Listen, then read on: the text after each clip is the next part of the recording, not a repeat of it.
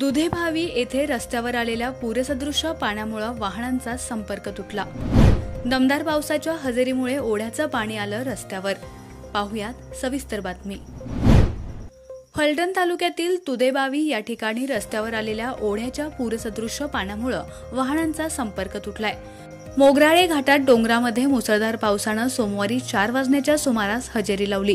पावसाच्या दमदार हजेरीमुळे डोंगरांमध्ये पडलेलं पावसाचं पाणी तीव्र उतारामुळे मिळेल त्या ठिकाणी जलद गतीनं वाहत दुधेभावीच्या ओढ्यात आलं।